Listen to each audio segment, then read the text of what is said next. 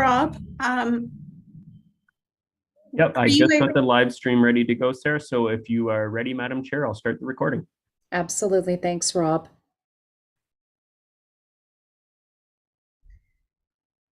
Good afternoon, everyone.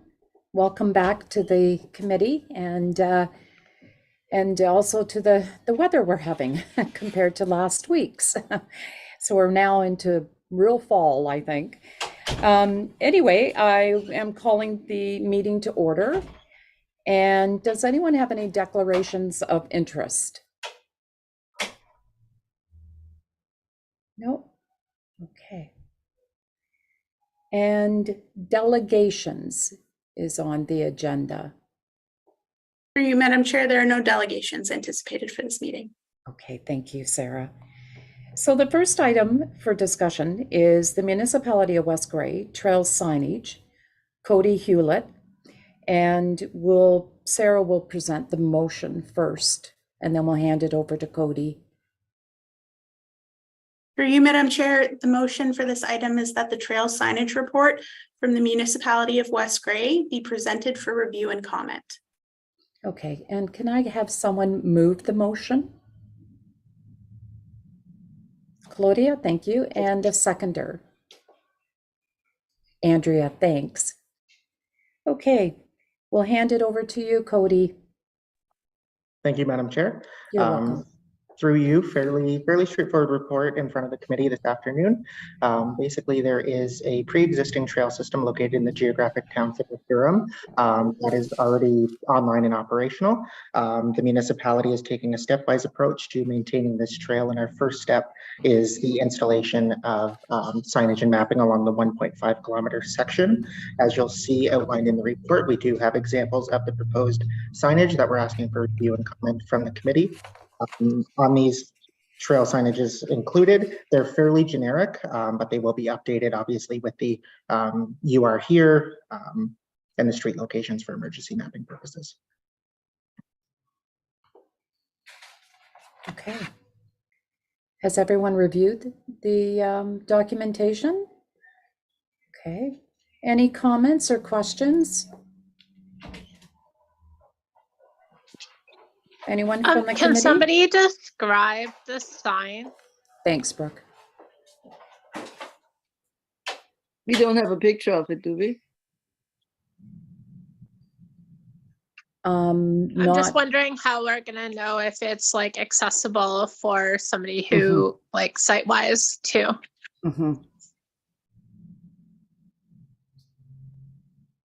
Is it possible, Cody, just to describe the signage?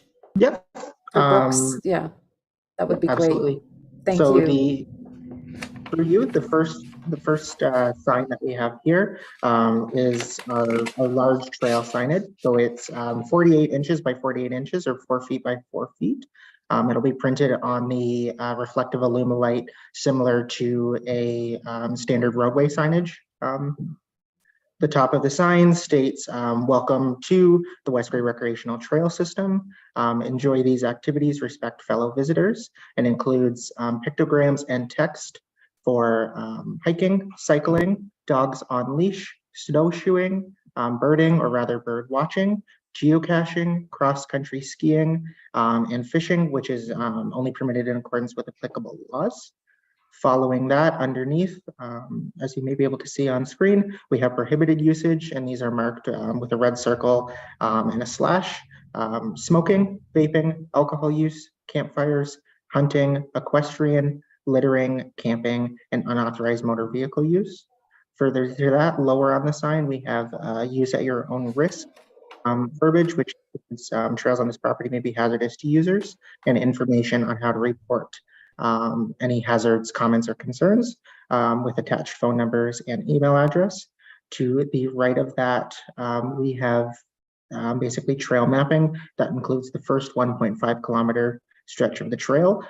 With that, there is emergency marking to say that you are located at marker X between the two various streets, or nearest location marker that we can establish. And then below that, you just have reference to the West Grey website with our various logos. Madam Chair, did you want me to go on to explain the second sign included in the report? Yeah, that would be great, Cody. Thank you. Sure. Thank you. So the second sign included is very similar to the first one, but it's smaller in size. It's 18 inches by 18 inches, so about 1.5 feet by 1.5 feet. Similarly printed on the Lumilight, similar to a roadway sign. And the top says the West Grey Recreational Trail System, and then it includes emergency verbiage. So in red text, in case of emergency, you are located here, the Durham Recreational Trail System, and then each sign will individually be updated to include the closest intersection and mapping. It includes the previous use at your own risk verbiage included on the other sign, and then it makes reference to that the trails are not maintained during the winter months, which our winter operations are November 1st to April 30th, and the bottom of the sign includes the West Grey website as well as our attached logos. Thank you, Cody. That was very helpful. Claudia, did you have a question? Yes, I'm an ex-smoker, and I question A, the legality, and B, the possibility of enforcing that nobody will smoke outdoors or vape outdoors. I think that's kind of ridiculous, even so I'm not pro-smoking at all anymore, but I know how dedicated smokers are, and I think it would be wiser to put maybe cigarette disposal units up instead of telling people not to smoke. Or maybe alter it in a way that when there's a drought, when there's no fires allowed in the whole county because of fire risks, that then there's no smoking. Because I think it's impossible. And what would people be charged if they get caught smoking on the trail? Like, did they get a criminal record then, or? If I may, through you, Madam Chair. So the signage included is compliant with the Smoke Free Ontario Act, which basically outlines where smoking is and is not prohibited. Under the Smoke Free Ontario Act, smoking is not prohibited on recreational trail systems. Oh, I didn't know that. Interesting. With that being said, as you had referenced, enforcement of that can be quite difficult. However, we try our best. Enforcement comes through the tobacco enforcement officers through Grey Bruce Public Health primarily. What are the consequences when somebody gets caught? I'm just interested in knowing. Off the top of my head, I'm not completely sure. I believe the first couple of occurrences we try to take a educational approach. So Okay. rather just sharing that it's not prohibited, and then from there, there could be fines imposed, and that would be, I believe, under the Grey County bylaw, but I don't know what those are off the top. Okay, thank you. Okay, does anyone else on the committee have any questions for Cody? Or any comments to make? No? Okay, all in favor of the motion that was presented? I'm in favor. It's Andy. Pardon me? It's Andy. I'm in favor. Okay, thanks, Andy. Andrew? I'm in favor. It's Brooke. Okay. Andrew?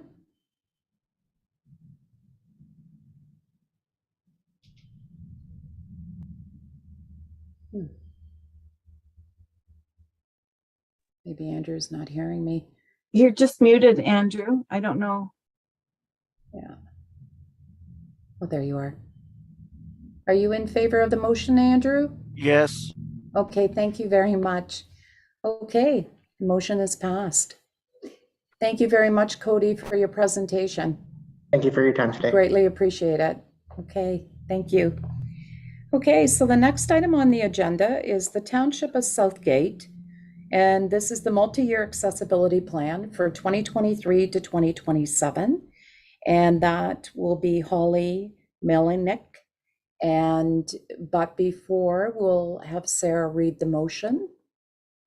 Through you, Madam Chair, the motion attached to this item is that the multi-year accessibility plan for 2023 through to 2027 from the Township of Southgate be presented for review and comment. Okay, and can I have someone move the motion, please? I can do it. It's Brooke. Thank you, Brooke. And can I have a seconder? I can do it. Claudia? Yeah. Thank you. Okay, I'll hand it over to you, Holly. Thank you. Thank you, through the chair. We just are here to present our multi-year accessibility program. It's a draft format right now. We're looking for feedback from the committee before we bring it to our council. So I'm open to feedback and any questions if there are any.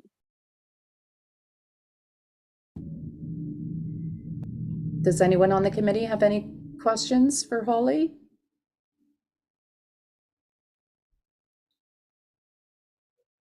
Everyone reviewed it prior to the meeting? Yes, Kathy, thank you.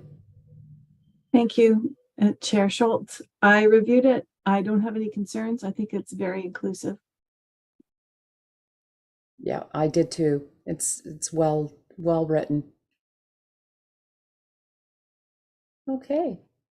So if we have no other questions or comments for Holly, then can I have a show of support for the motion? I'm in favor. It's Andy. Okay, thanks, Andy. Brooke? I'm in favor. Okay. Andrew? Yes. Okay, thank you. Okay, the motion is carried. Thank you, Holly, for your presentation. Thank you. You're welcome. Okay, the next item on the agenda is the Township of Georgian Bluffs. The same thing, it's their multi-year accessibility draft plan for 2024 to 2028. And that will be Carly Craig. And Sarah will read the motion. For you, Madam Chair, the motion attached to this item is that the multi-year accessibility plan for 2024 through to 2028 from the Township of Georgian Bluffs be presented for review and comment. Okay, can I have someone move the motion, please? I will do it. Claudia, and a seconder, please. Andrea, I can do it as Brooke. Okay, I think Andrea, you're okay? Brooke, okay. Brooke, thank you. All right, and I will now hand it over to Carly. Thank you, Carly. Thank you, Madam Chair, and thank you, committee, for reviewing my draft plan. Any feedback regarding it would be greatly appreciated. Our present plan 2019 to 2023 does expire as of December 31st, 2023. So this is to give us a little bit of buffer time for review and comment before this new plan would be implemented as of January 1st, 2024. We have done some community consultation with this in advance of bringing it to the committee. So we did some engagement in person that was back in August, and there was some great conversations that came out of that. So we did that, as well as there are written information cards that are available at the township office and at our various facilities for those who don't have access to the online forums or couldn't make it to that in-person engagement event. So there's still an online portion for feedback that is still open, and we will be accepting feedback until next week. But today we're really hoping to get the committee's comments and any suggestions that they would like to make. Does anyone have any comments or questions for Carly? I did review the document as well, Carly, and I was very pleased with it. It's very well written. Andrea. Thank you, through you, the chair. Yeah, actually, in reviewing all of the materials for this meeting, I liked section 3.0, the highlights of barriers removed and prevented between 2019 and 2023. I think that's helpful for residents going forward to know what's changed. You know, so if they're familiar, oh, I never go to that park because X, Y, or Z, and then for them to say, oh, it's time for a fresh look because there have been some enhancements. So I think that makes this information you know, easy for people to follow, to see what's new and what they can perhaps now enjoy that they haven't been able to before. Yeah, that's great. Thanks, Andrea. Does anyone else? Kathy? Yeah, I just wanted to say, I particularly appreciated that all of the projects that you undertook that were municipally owned facilities, that they did come to this group for review and comment ahead of time. And I just think it was an excellent plan, really well done, laid out very well. and accessible, even with the graphics. So kudos. Mhm. Thank you. Much appreciated. It was my first one. Good for you. Okay, anyone else have any comments for Carly? No? Okay, so can I have a show of hands to approve the motion that was presented? Okay, and Brooke?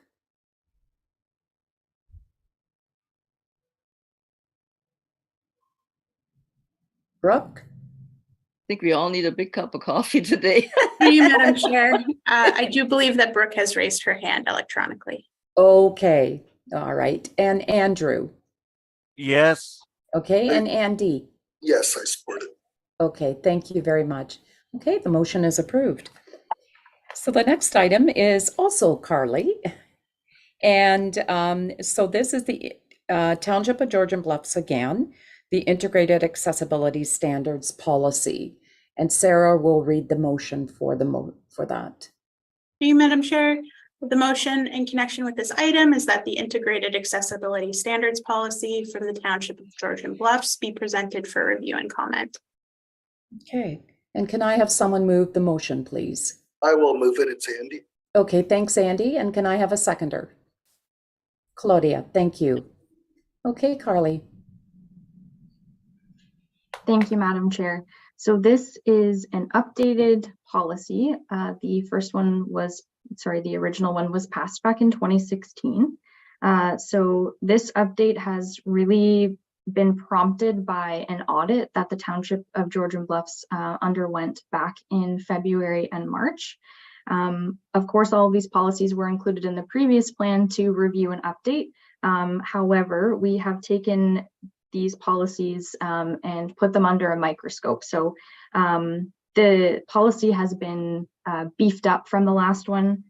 Some of the language has been made more accessible and more inclusive. Some of the highlights include the previous plan didn't account for guide dogs being permitted, and it really just elevates our commitment to accessibility at the township.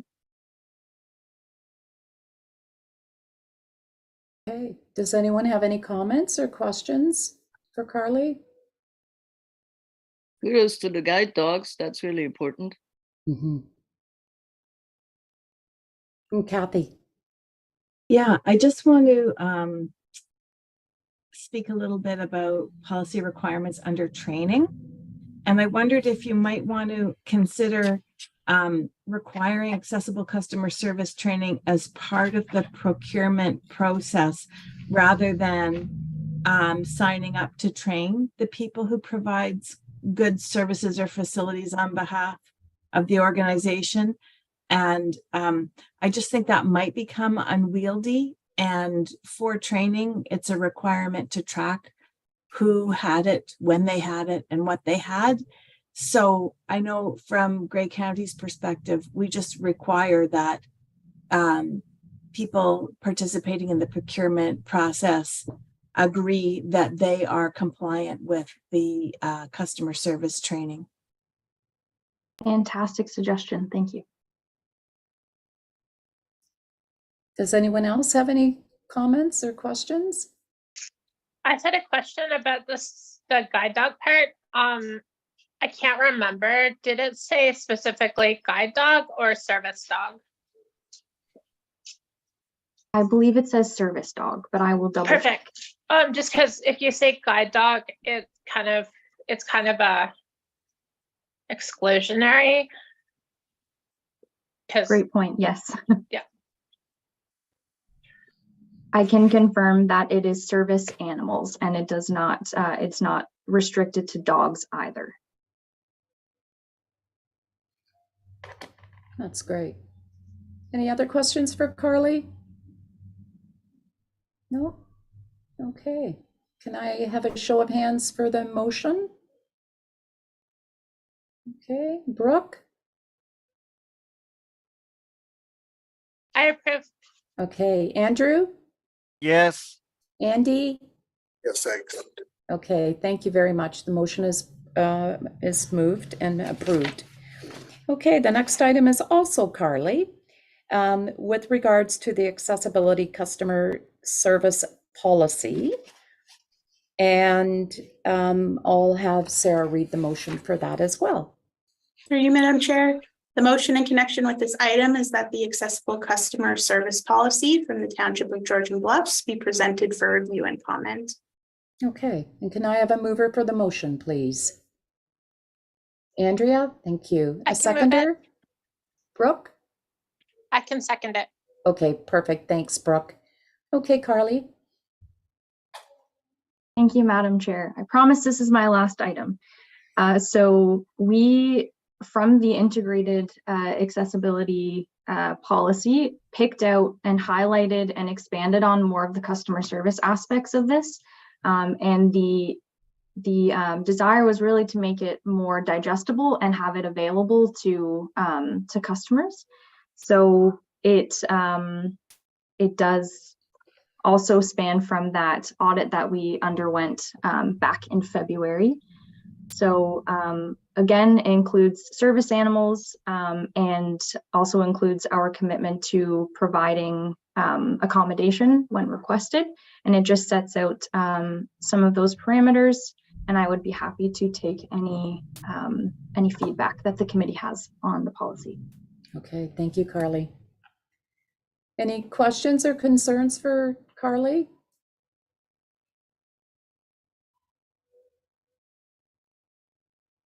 No? Okay.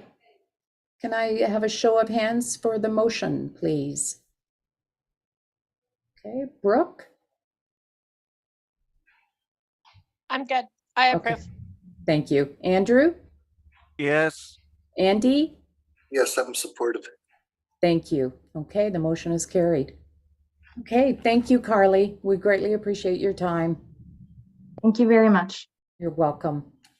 Okay, the next item on the agenda is the County of Grey Accessible Municipal Features Map, and that will be Kathy Nuno presenting. And I will have Sarah read the motion. Through you, Madam Chair, the motion in connection with this item is that the accessible municipal features map from the County of Grey be presented for review and comment. Okay, and can I have a mover for the motion, please? Claudia? And a seconder, please.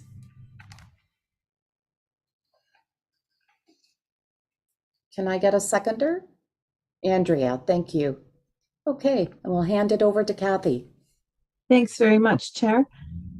So this accessible municipal features map has been an ongoing project that kind of slid off to the side many times before we got it to live, which I'm pleased to report is now available.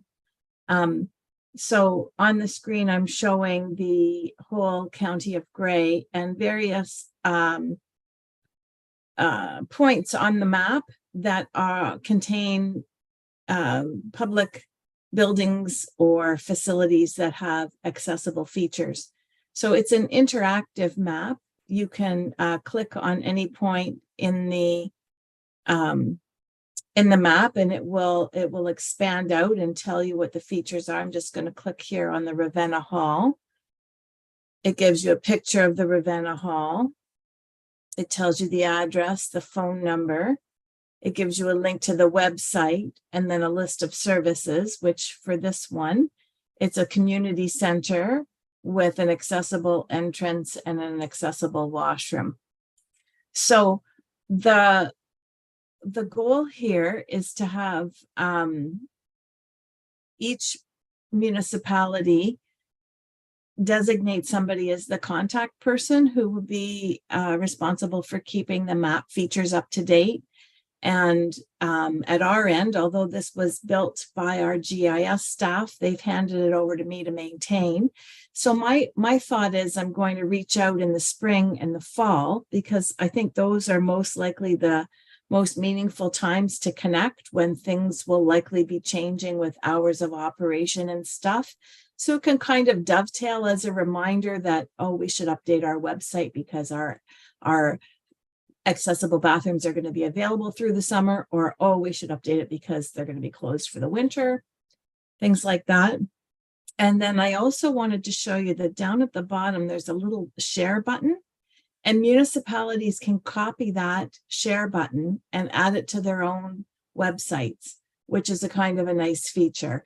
And then that way you don't have to do any further work to updating it other than let me know what has to happen to keep the information current, and then it'll be there for everybody. And then Carly, I don't know if maybe you want to somehow integrate this map. Yeah, we'll talk about that later, but it could be a good starting point to just grow this little project.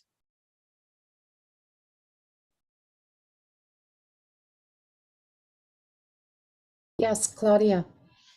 Owen Sound has disassembled their disability committee. I'm sure you're all aware of it. So Owen Sound is on the map here. That means that we now have to take over their jobs, or how does that work?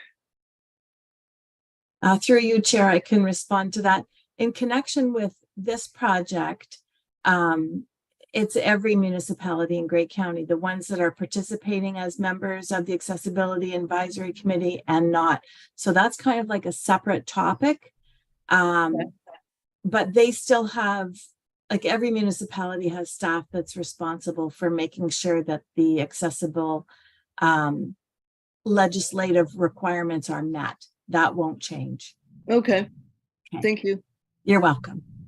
I think it's terrible that they disassembled that they took that committee down for size of Owen Sound, not to have a disability committee. Through you, Madam Chair. If Yes. I might suggest that there is an item of correspondence attached to today's agenda with regards to the City of Owen Sound's Accessibility Committee and their connection to Grey County's Joint Accessibility Advisory Committee. So I might suggest that we'll come back around to this topic just a little bit later on the agenda. Okay, Thank you, Sarah. Tara. Thank you. Good afternoon, everyone. Kathy, I just wondered, could you elaborate on the best way that everyone could get accessible buildings and facilities on this map? So is the best way to reach out to you and request it, or should it be done when you reach out annually or semi-annually to do kind of a request for update, or what's the best way to go about that? Thank you, Chair, and through you, Chair, in response, we did put out a few, actually, on the course of getting this live, a few communications out to the local municipalities, and IT, our GIS department, has come up with, it's called a survey, but it's basically questions where they can tick box the answers, and then that information comes to me, and then I can make sure that the map gets updated for that. That can happen at any time, but I will also be asking for updates in the spring and in the fall. So I'm hoping that our local municipalities will give me a contact name for the best person to reach out to about that. Thank you. That's great. Does anyone have any other questions or comments for Kathy? Perhaps. Yes, Claudia. For the town of Durham, it might be a good idea to approach Jeffrey Shea, because his own son has severe cerebral palsy. He might be the right person to talk to in regards to Durham.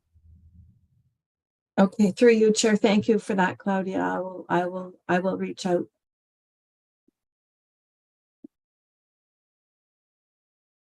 Anyone else have any comments?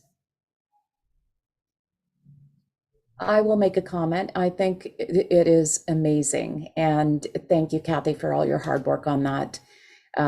It's been, a process for sure. And I love seeing that sort of interactiveness to the map. It will be a great source to people for sure. Thank you, Chair. I hope people find it's a valuable tool for them. Mm-hmm. Okay, Claudia? How are we making sure that people with disability actually know about our work? That's a question that I keep forgetting to ask. Like, you know, we're having this committee and stuff, but then when you talk to people on the street, they have no idea what we're doing. They have no idea that there are maps and stuff. Through you, Chair, if I can respond to that. I second your sentiments. I always am struggling to find a way to connect with the people who this information matters to.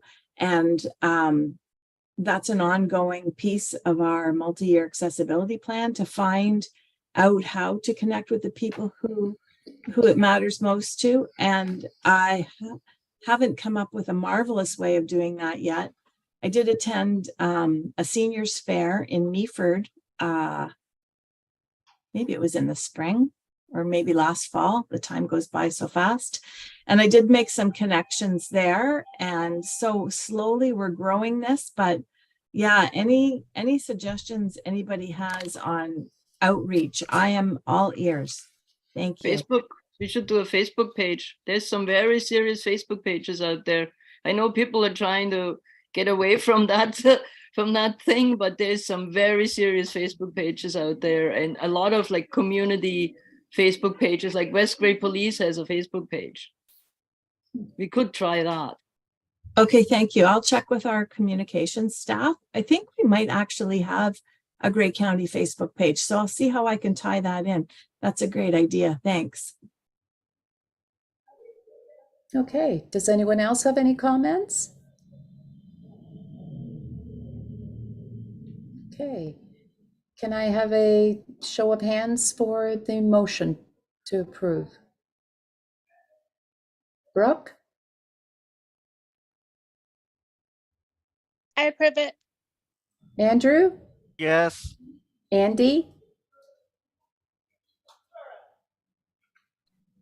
Yes, I'm in favor. Okay, thank you.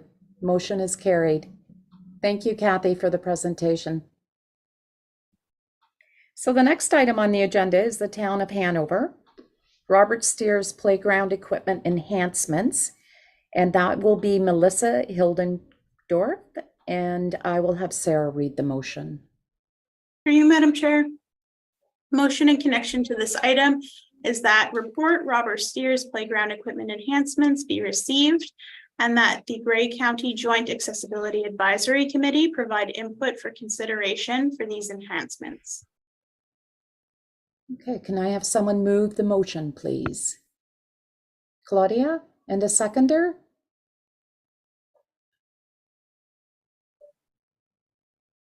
I will second. Oh, Andrea. Oh, okay. Andy, thank you. Okay, we'll hand it over to Melissa. Hi, Melissa. Hi, Catherine. Thank you. And thank you, everyone, for accepting a quick update to the agenda package. That's very much appreciated to include this item. We do have Laura Kristen joining us today. She is our Director of Parks, Recreation, and Culture, and she's going to speak to this report on behalf of Town of Hanover. Great. Thank you, Melissa, and thank you, Madam Chair. Pleasure to be here. So back in 2021, the Town of Hanover, we conducted playground inspections at almost every single one of our municipally owned green spaces and playgrounds. And out of that inspection, there were a number of playground equipment pieces that were located not only at this particular park, the Robert Steers Memorial Park, but across the municipality that were deemed no longer CSA compliant. At this particular park, there were a number of pieces of equipment that were required to be removed for those safety purposes. As it stands, only one Little Tykes play structure and 2 ground climbable dinosaur structures will be remaining in that park, which unfortunately resulted in limited play opportunities at that location. So in order to enhance this playground, we issued a request for proposal for new playground equipment at this site. The RFP did outline encouraging proponents to propose products that are functional, sensory, and inspiring, including that play equipment that's designed for all users. Also, we were looking for a reputable manufacturer that can conform to current Canadian standards as outlined in the CSA, as well as the AODA. Additional points when we reviewed the RFP, additional points were awarded to proposals, including features that enhanced that functional play, that inclusivity, both on that cognitive and physical level, providing an inclusive play experience for all. At this point, the RFP has been awarded to Park and Water Limited out of Orangeville. And we are anticipating that installation will hopefully be late this fall, depending on weather, or early spring 2024. So in compliance with the ODA, we have included some accessibility features. In particular, the proposed playground will include an engineered wood fiber surface, a swing set consisting of 2 belt swings, 1 taut swing, and 1 accessible swing. And there's also ground level structures that provide play opportunities at various heights and abilities. We have provided a picture of the proposed swings and the swing riders, or the spring riders, as well as the climbing feature. This is a proposed design at this point. And at this point, we want to thank you for the opportunity for this, for your input and your assistance. Thank you very much for that. Andy, you had your hand up. Yes, the manufactured wood fiber surface, the outdoor surface, is that like wood chips, or is that sort of more like a mat? Yeah, through you, Madam Chair, it is wood fiber, like wood chips.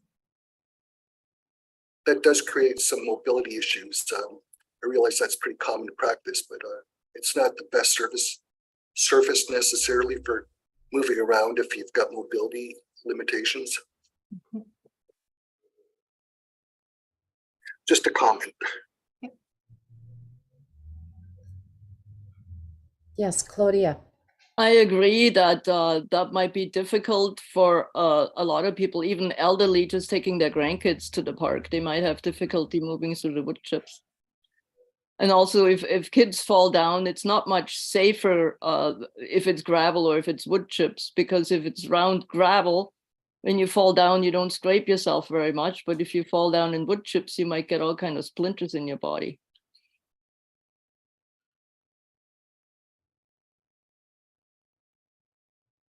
Okay, anyone else have any comments or questions?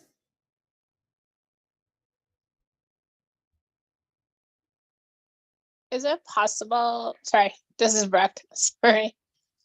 Is it possible to do like, kind of like a boardwalk, like a wooden boardwalk to different features for people that use mobility devices that might find it hard to move on the wood chips?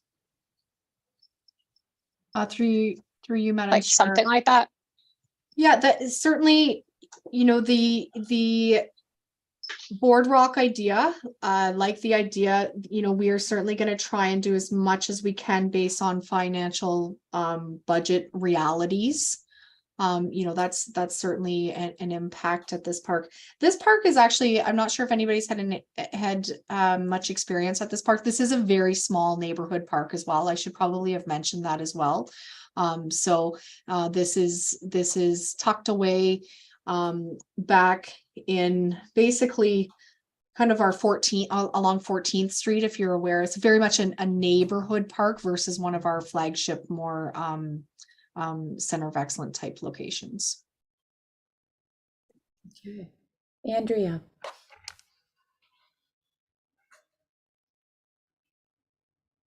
Thank you. Through you, the chair, I'm curious to know from those who are here, staff who have more expertise in this, about what the alternatives are to wood chips, because I know from our town perspective, it's not just about costing, it's just also about what are the other solutions, because certainly we have issues if it's gravel, it can, if it's the wrong kind of gravel, it can actually cause more injuries. So we know that we've been looking for other things, but as a grandmother now pushing a stroller, wondering whether or not my mom would be able to accompany me with her walker. Yeah, it is challenging to go over those wood chips. It's not the be all and end all. So what else is out there? What else is happening? Because I've been to some pretty new parks down in Newmarket and some other areas with my granddaughter, and it's the same thing. It's wood chips. So any ideas? Through you, Madam Chair, there is a rubberized surface that is available on the market. I will caution that it is a very, very expensive option. So, that's something where budget realities sometimes make that a challenge, but very much that is an option. For example, it can typically double the price of a playground. Okay, may I have a follow-up, Madam Chair? Yes. So thank you. That gives me a product to explore. I appreciate that. And I don't know if it's possible to do hybrids, because looking at the accessible swing, for example, it would be nice to have it used as much as possible. And if getting to it is an issue, I'm not sure what is the pound or what is the pound maximum on that swing? How large of an individual or heavy of an individual is able to use that swing? That I don't know off the top of my head. I'd have to look that information up. Because I just know from my experience in helping people maneuver with wheelchairs that the wheelchairs themselves are very heavy. And then if the individual is also, not just a small infant, then it would be a shame not to be able to use that swing just because of the short distance. So I don't know if there is an area like where you could confine your budget to doing the rubberized in order to get to the pieces that might be useful but need to be accessed by wheels as opposed to some of the playground equipment, etc. So I don't know if that's a solution or not. Thank you, Madam Chair. Thanks, Andrea. Andy, you have your hand up. Oh, I'm sorry. I had my question answered through the discussion of the other panel. So yeah, it's interesting discussion. I'm learning something too. Okay. And Claudia. I was wondering if you consider the price of having to renew the wood chips maybe once or twice a year. So if you look maybe at a 5-year budget, if the rubberized surface would be really that much more expensive, because I don't think you have to constantly replace it. Through you, Madam Chair, you are correct, Claudia. The wood chips are typically not replaced year after year after year. They are often, we like to till them up a little bit if they get too compact, because that will impact them doing their job to absorb that fall.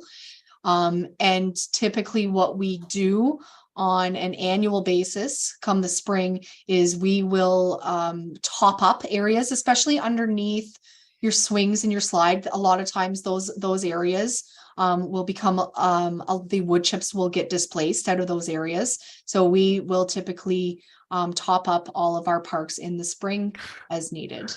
Yeah, that's what I meant with replacing, because they disintegrate, so you have to keep topping them up. Yeah. What I do like about the wood chips is that wood discourages the growth of bacteria. So that's one thing that's positive about the wood chips. That's like why you should use a wooden cutting board in the kitchen versus plastic.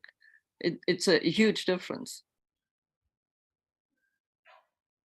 Okay. Andrew. Well, kind of a little bit of a different thing, but I've been to not this park, but other parks too, but maybe it could apply to this too, but I think it would be a good idea to have a bench or two down near the swings for grandparents to watch. Through you, Madam Chair, absolutely, Andrew. Having options for seating is a priority at all of our parks and green spaces. Thank you. And Kathy. Thank you, Madam Chair.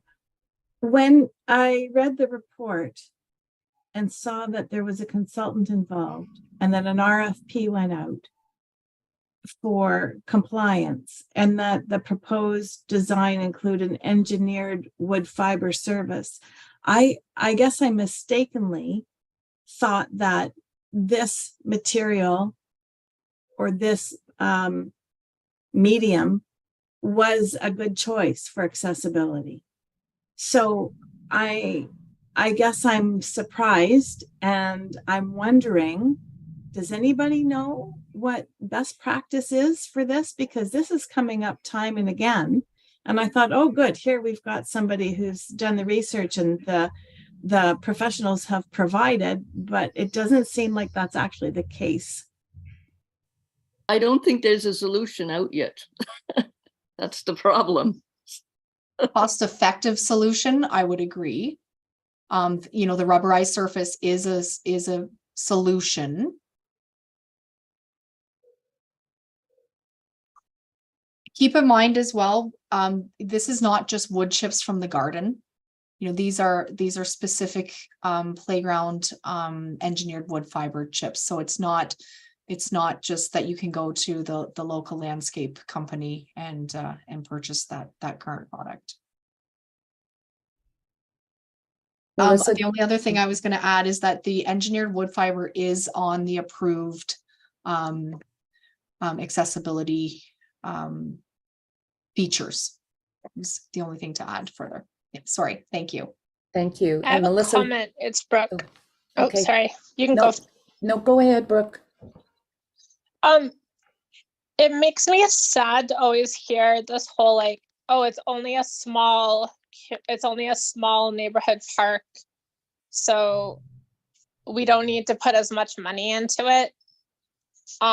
Because like, what if I want to go and pick out different parks? Like, I can walk, no problem.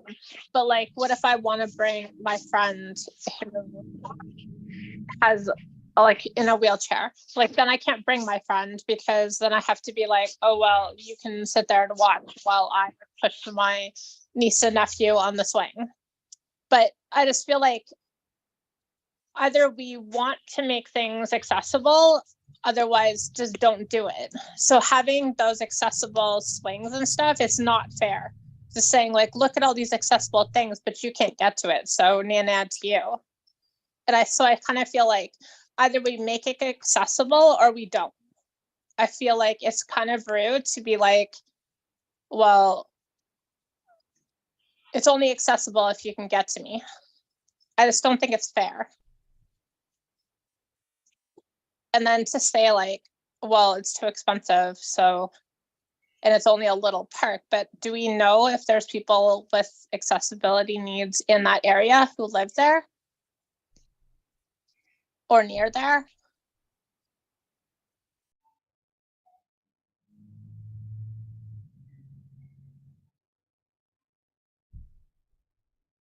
Melissa, did you want to? Yeah, thank you, Madam Chair.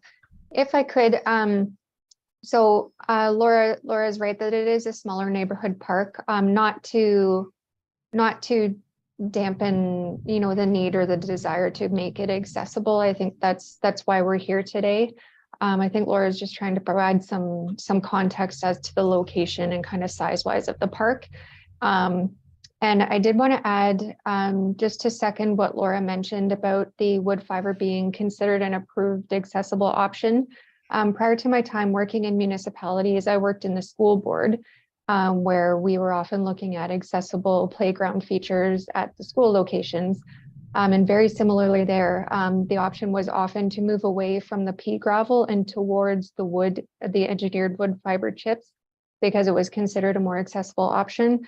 And also there too, just that rubberized surface was always, you know, the ultimate dream goal, but it wasn't something that was generally financially available. Yeah. Tara. Thank you.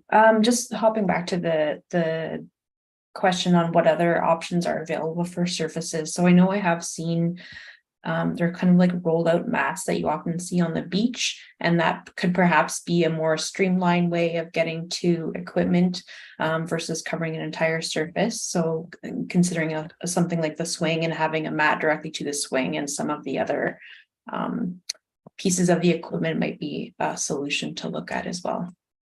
Thanks, Tara. And that is actually what Tara is talking about, is called a Mobi mat, MOBI. And they are used for multiple uses. And I agree, as a pathway to this park, that would be ideal for that. Mobi mats are traditionally used to access the water, but they're being used for multiple uses now. They've become quite popular. Claudia, did you have something you'd like to comment? I just looked up on my phone the engineered wood fiber, and to me it doesn't look any different than what you get in a garden center for your garden. There's the shredded versions and there's the wood chip version. My question in regards to the rubber mats is, how do we avoid the growth of moths and algae in the rain? Because then it gets really slippery. Is that an issue? I've never seen these mats on playgrounds. I can attempt to answer that question, Madam Chair, simply because and none of the parks in Hanover do currently have that rubberized surface, but you're absolutely right that proper maintenance is required to avoid that algae and that slipperiness of the surface. Another little bit of feedback as well is they can get damaged, and then therefore once they're damaged, a section needs to be either repaired or patched, which can also create some challenges along that route as well. So there are some flaws to that. I think that all of the current methods are not completely foolproof. Yeah, that's why I said they haven't found the solution yet, really. Okay, fair. Yeah, it's all Band-Aid so far. Okay, does anyone else have any comments for Laura or Melissa? No? Okay, can I have a show of hands for the motion then, please? Okay, Andy? Yes. Andrew? Yes. Brooke?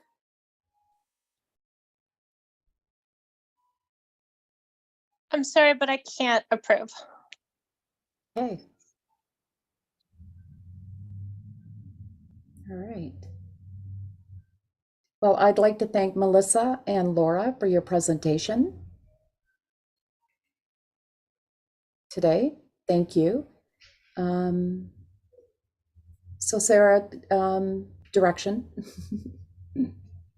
With respect to this item, Madam Chair, Yes. there was a majority vote, so the item still carries with your comments shared with respect to this matter.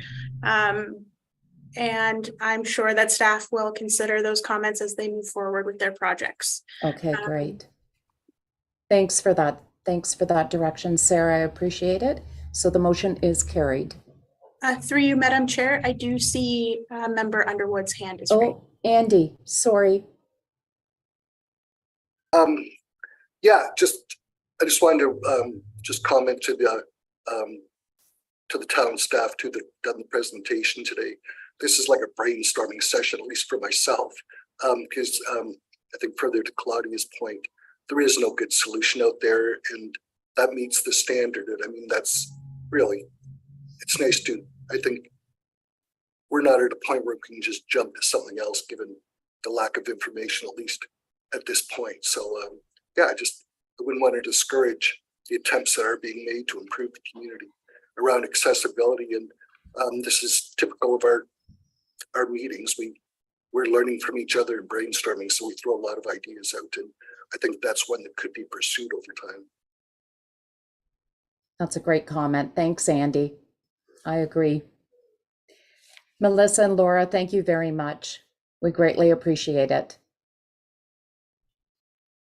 Okay, so the next item on the agenda is correspondence from the City of Owen Sound, Grey County Joint Accessibility Advisory Committee. And I will hand it over to Sarah for the motion, please.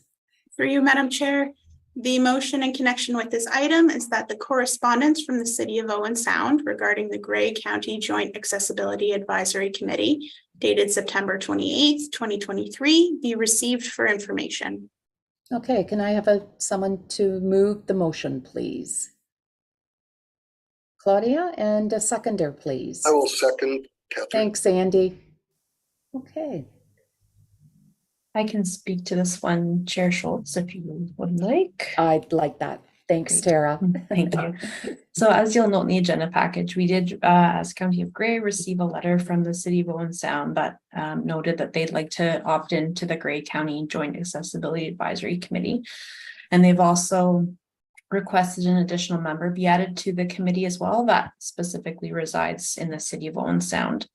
So as you know, there are a number of municipalities that have already joined this committee in the past years, and Owen Sound has recently made the decision that they would like to join as well.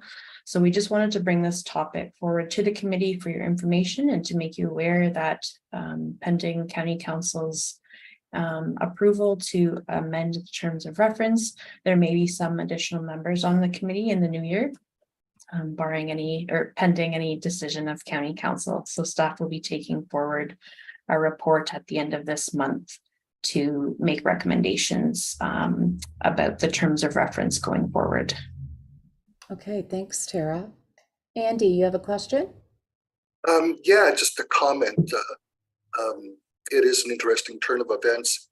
I'm wondering with our own terms of reference as far as the County Accessibility Advisory Committee, if you know, in the future we should be looking at having something in our terms of reference or bylaws about accepting municipalities from the County of Grey onto it and what that would mean. So it's spelled out clearly, like people, I mean, there's just on some of the social media in Owen Sound, there's a lot of chatter going on about the dissolving of the Accessibility Advisory Committee in Owen Sound. And, you know, people obviously have some questions. So I think it's not necessarily a bad thing. I just think we should create at some point a standard platform for any municipality wishing to join that would have, so when they look at it, they can see if there's a place for us, this is what it would mean as far as representation. And if, you know, if they're disagreeing or if they're not happy at that point, well, then I guess that would be another discussion. But I think it would maybe eliminate some of the disinformation or speculation going on currently. No, that's certainly a good point. And I think we can definitely look at how to incorporate that into the terms of reference during the next update. And I think just noting the importance too of, you know, this particular committee brings such a diverse and different experiences to the table. So I think that's really important and is, I think, easily transferred to each municipality. So I think that's important to flag as well. I agree, Tara. Thank you. Yes, Kathy. I just want to add that when the invitation, so it was at the end of 2018 when this committee grew to be a joint committee. And at that time, all of the 9 municipalities of Grey County were invited to join. There was no restriction put on that invitation. At the time, Chatsworth had less than a population of 10,000 people and opted not to join as they're actually not required to have an accessibility advisory committee. Meaford already had a successful accessibility advisory committee, and so they opted not to join. And similarly, Owen Sound did, but nowhere did it say that after a time you can't join. So it's still an open invitation. I hope that provides a little bit of clarity on that. Thanks, Kathy. Does anyone have any other comments or or questions?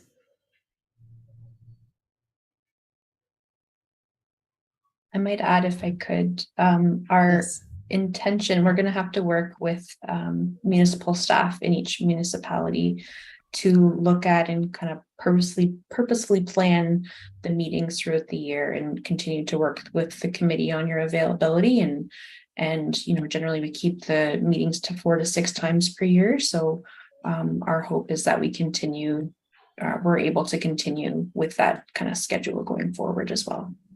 Okay, great. Thanks, Tara, for that information. Anyone have any? Oh, Kathy. Yeah, I just want to, did I just mute myself? No, okay, sorry.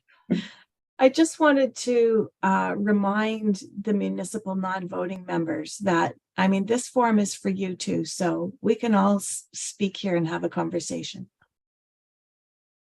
Thanks, Kathy. That's a really good point, and well taken. Anyone else have any questions or concerns? No? Okay, all in favor of the motion? Brooke? I'm in favor. Okay, Andy?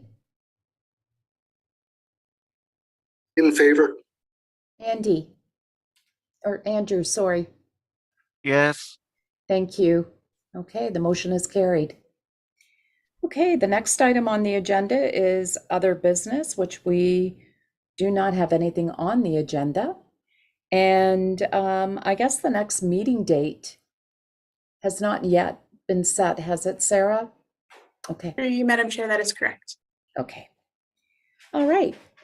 Well, and Tara, thank you for speaking to the letter. I greatly appreciate that. Okay, I think we're in a position to adjourn the meeting for today. Thank you, everyone, for attending, and it's always great seeing everybody. So have a great afternoon, and we'll see you soon. Bye-bye. Take care, Bye. everybody. Bye, everyone. Good to see you guys. Bye, Claudia. Bye, Kathy. Bye, Andrea.